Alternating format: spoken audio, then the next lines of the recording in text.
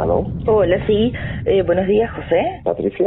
Sí, ¿qué tal? ¿Cómo le va? Bien, bien. ¿Cómo está usted? ¿Cómo se encuentra? Bueno, todo bien. Un gusto, la verdad. Que yo le contaba que estaba encarando la nota de Benedetti sobre su época de ensayista y crítico literario. Y bueno, lo que me interesaba saber es si usted comparte la idea de que está un poco olvidado esa parte del escritor actualmente, pero que, o sea, sus obras han sido, marcaron diferencia y bueno, y esa parte como que está eclipsada. Sí, totalmente de acuerdo contigo. En primer lugar, lo que habría que anotar es que es una parte de su obra que es amplísima también, ¿no? Exacto. Entonces, no es algo que él hizo circunstancialmente, tangencialmente, por casualidad, no. Hay toda una dedicación a lo largo de toda su vida, ¿no? Desde muy joven hasta sus años adultos, ¿no? Entonces creo que ese sería el primer punto, el punto de alguna manera cuantitativo, por llamarlo así, ¿no? Por otro lado está también el aspecto cualitativo, que su crítica literaria es muy aguda en realidad, ¿no? Sí.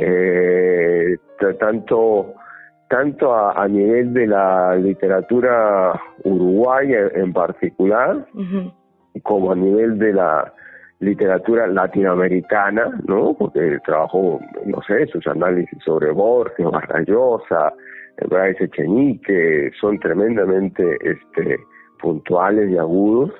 Y finalmente también a lo que solemos llamar literatura universal, que él también, como tú sabes, tiene conocimiento de alemán, ¿no? Sí. Él realmente también trabaja esa parte, ¿no? A mí siempre me ha parecido muy interesante, por ejemplo, el primer ensayo sobre literatura uruguaya, ¿no? Sí. En el cual, en este libro, que es Literatura Uruguaya del siglo XX, ¿no? Sí. Pero el primer ensayo, en realidad, es un ensayo en el cual él se remite a la cuestión de la autenticidad, ¿no? Entonces yo creo que ese concepto también se debería rescatar, porque está proponiendo una crítica, una teoría, en realidad una categoría, y al mismo tiempo él va a poner en práctica esa teoría, ¿no? Que sería otro punto de su trabajo como crítico, ¿no? Que él plantea una propuesta teórica, ¿no? Que es la búsqueda de lo que es auténtico, y él también la pone en práctica. Y yo diría que en el caso, por ejemplo, de su poesía, él la pone en práctica a través o sea, encuentra esa autenticidad cuando empieza a hacer una poesía que tiene ese carácter conversacional, que es ahí con poemas de la oficina, como tú sabes, ¿no? Entonces, llega, esa autenticidad es tan potente, ¿no? Tan efectiva, que se convierte el libro en un bestseller en el que en ese momento todo uruguayo se reconoce, ¿no? Porque realmente ha puesto en práctica este concepto de autenticidad, ¿no? Y muy curioso, ¿no? Sí. Es muy curioso porque alguna vez he estado comparando a Benedetti con Martí, ¿no? Sí. Y de alguna manera, si analizas los textos de Martí recurre a lo mismo, ¿no? Recurre a esta autenticidad, ¿no? O sea, cuando él habla de nuestra América, y habla de un modelo de gobierno, lo que se nos está diciendo prácticamente es que el modelo de gobierno debe ser auténtico, que debe nacer de nuestras propias raíces, ¿no? Sin ánimo de crear una muralla china y no ver lo que sucede en otros lugares, pero la raíz debe ser nuestra, ¿no? Claro. Y igual cuando habla del modelo educativo. Entonces, hay un paralelo ahí, de alguna manera, entre entre la vida de Martí y la vida de Benedetti, ¿no? De alguna manera los dos entran en luchas populares, ¿no? Claro. En diferentes contextos históricos, pero hay un paralelo. Pero volviendo a tu pregunta inicial, definitivamente sí, a mí me parece que la obra crítica de Benedetti ha quedado un poco soslayada, ¿no? Y quizás también ha quedado soslayada por otras razones, ¿no? Yo creo que también ha quedado soslayada un poco porque los otros géneros pueden ser más, de alguna manera, más populares. Claro, ¿no? eso le iba a preguntar, ¿cuál sería la razón, no? O sea, si fueron tan importantes sus ensayos y su crítica, por más que la crítica literaria fuera a ver, si bien salía en un diario y en Marcha, la crítica literaria no llegaba a todo el mundo, pero sus ensayos, correcto, por ejemplo, ¿por qué no hablamos más de sus ensayos? ¿Por qué olvidamos esa parte? Mira, no tengo una respuesta precisa, ¿no? Pero podríamos especular, ¿no? Como podríamos, por eso te decía, los otros géneros que cultiva Benedetti tienen potencialmente la capacidad de ser más populares, ¿no? O sea, obviamente, claro, su poesía pasa a canción, ¿no?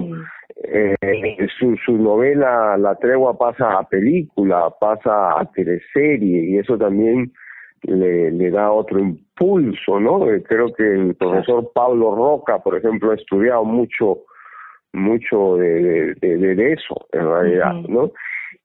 La crítica literaria no tiene esas opciones, en realidad. Claro. ¿no? Claro. La crítica literaria siempre es para un público un poco más reducido, ¿no? Sí. Eso por un lado, ¿no? Y lo otro, yo te diría que también que en los últimos años también la crítica literaria latinoamericana en general como que ha perdido un poco la brújula, ¿no? Sí. En la época de Benedetti, yo diría los 60 en América Latina, con el tiempo creo que lo tendremos que ver así, para mí es una época de oro en realidad, ¿no? Sí. Sí. Entonces, o sea, tanto en la narrativa, en la poesía, en el teatro también se están haciendo otras cosas, pero en la crítica literaria también es una época de oro. Obviamente hay dos puntuales ahí en el campo latinoamericano, que son Ángel Rama y Antonio Cornejo Polar, ¿no? Benedetti muy cercano a los dos, ¿no? Benedetti es cofundador, miembro del consejo editorial de la revista que funda Cornejo Polar, ¿no? Va a estar cuando tiene el exilio en Perú, va a estar hospedado en la casa de Antonio Cornejo. Pero hay ese auge de la crítica, ¿no? Claro. Salía un libro y al momento en que salía el libro salían las reseñas y el lector iba a buscar esas reseñas, ¿no? Claro. Iba a buscar el libro, ¿no? Y un poco eso se ha perdido, ¿no? Entonces esos suplementos culturales, algunos de esos, no todos, pero algunos se han perdido, ese hábito se ha perdido. La vez pasada hablaba con unos amigos uruguayos y me decían, bueno, salió una obra de teatro o una película y ellos esperaban la reseña de Abondanza, ¿no? Que acaba de fallecer hace poquito, ¿no? Y después la gente, entonces, había ese tipo de costumbre en realidad, ¿no? Claro. Entonces la crítica también ha perdido ese lugar, ¿no? Esa brújula, y también ahí cae, obviamente, en ese contexto la obra de crítica literaria de Benedetti, ¿no? Claro. Sí, por más que ahora tenemos... Perdón, sí, no, dígame. No, que lo otro que es interesante es como Benedetti, también la parte formal, ¿no? Uh-huh. La parte formal de su crítica es muy interesante porque Benedetti no cae en la trampa de construir una especie de lenguaje esotérico para hacer crítica literaria, por decirlo así, ¿no? En la crítica literaria académica a veces se utiliza tal jerga que termina siendo un trabajo pues totalmente poco inteligible, ¿no? Poco comprensible, ¿no? Entonces, muy interesante que su lenguaje sigue siendo este lenguaje sencillo, ¿no? Él utiliza la poesía, pero lo aplica también de manera distinta a la crítica, tratando de hacerla lo más accesible posible, ¿no? Claro. Perdóname, me ibas a hacer una pregunta. Sí, no, le iba a decir que con todos los medios que tenemos ahora y el acceso a internet y todo, es increíble que la crítica literaria no haya resurgido, porque, o sea, siguen habiendo críticos y siguen habiendo reseñas, y sin embargo lo que hacemos es ir a comprar la entrada al cine, al teatro, nada, o comprar libros. Muy poca gente se fija en las reseñas. Es muy raro, es muy curioso, ¿no? Con todas las facilidades que tenemos ahora. Sí, es de esas paradojas que tenemos hoy en día. También totalmente de acuerdo contigo, porque la crítica literaria podría haber tomado otros canales en realidad, que de alguna manera los hay, ¿no? Hay ciertos blogs, etcétera, pero de nuevo no de manera equivalente, no teniendo el lugar que tenía en los años, yo diría, 60, 70, ¿no? Realmente, ¿no? Que tenía otra importancia, tenía otra jerarquía en realidad, ¿no? Claro, sí. Sí. Y lo otro que te quisiera añadir, algo que me hablabas de crítica, era y conectado con esto de la autenticidad, es que en determinado momento hay un ensayo de alguna manera emblemático de Fernández Retamar, que él habla de la propuesta y de la necesidad de una teoría literaria latinoamericana, ¿no? Ajá, sí. Una teoría que surja desde nuestra realidad y desde nuestra literatura, ¿no? Ajá, sí. Y curioso, el punto de partida, quien hace el llamado a esa propuesta de una teoría literaria latinoamericana, va a ser Benedetti. Es Benedetti. O sea, Retamar empieza citando a Mario Benedetti, en realidad, ¿no? Es cierto que, y eso también se debería rescatar, obviamente está vinculado con esa autenticidad.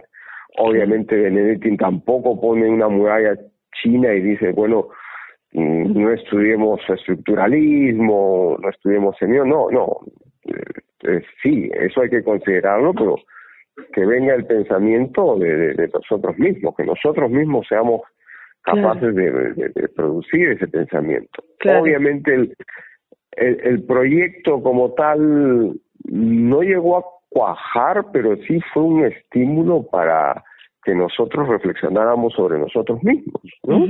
Y definitivamente, si no como una cosa orgánica, de nuevo las propuestas tanto de Rama como de Cornejo Polar se enganchan en ese llamado, ¿no? Porque ambas propuestas, tanto la de Rama como la de Cornejo Polar, si algo están planteando es cuestiones, o están haciendo, son de esas cuestiones nuestras y son de esa autenticidad a la cual me parece que es uno de los puntos cruciales en la base del pensamiento de Benedetti, ¿no?